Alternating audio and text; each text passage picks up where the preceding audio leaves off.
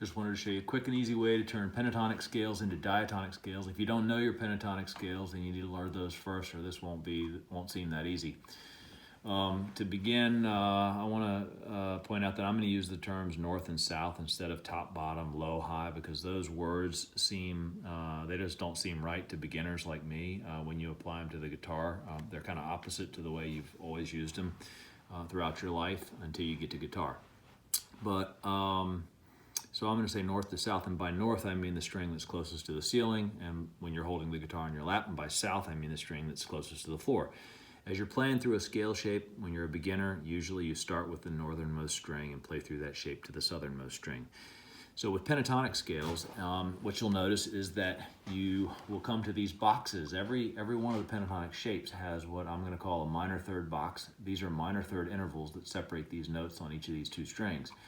Whenever you have a minor third box, you want to insert additional notes to begin creating the full diatonic scales the same way. You want to insert a note there and a note there. So I'll show you in just a minute with all the pentatonic shapes. Every time you see this box, you insert the notes the same way.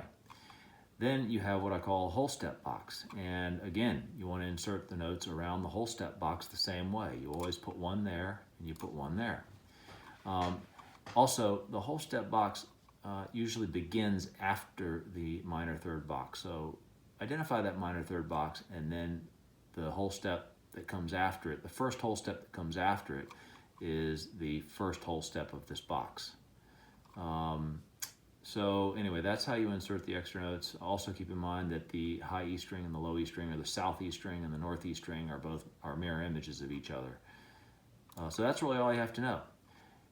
If these are the pentatonic shapes, I'm going to highlight the minor third intervals, and I'll just insert those extra notes the way I told you. Again, the southernmost E string is mirrored by the northernmost E string. I'm going to insert the extra notes there, there, there. Now the northernmost E string is like this, so it means I got to insert a note there on the southernmost E string.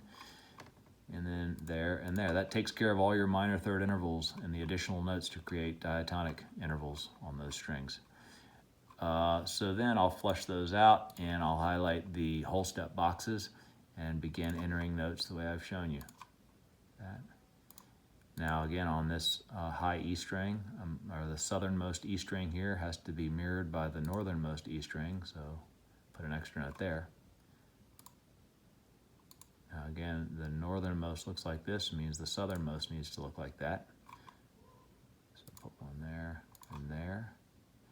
And again, remember I said after the minor third box is where you begin this whole step box. Put one there. There's none there, which means there's none there because that's a mirror image, and then there's one before. So if you look at all 5 pentatonic shapes, I'll quickly show you how to insert these notes. We'll start with this whole step minor third box. Put a note there, put a note there. That's mirrored by the opposite E string. Put a note there. Put a note there and a note there. Put a note there and a note there, and this E string is mirrored by this E string. Put a note there and a note there.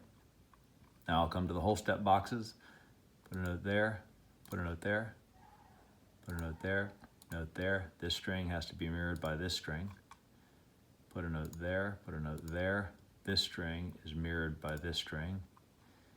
Put a note there, put a note there, put a note there. This string is mirrored by this string, and then put your other note there.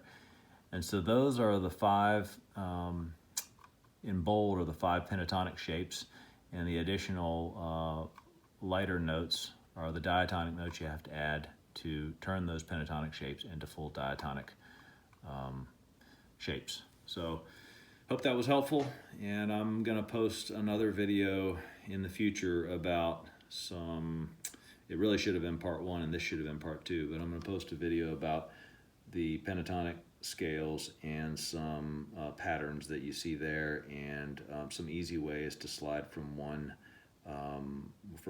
position into another.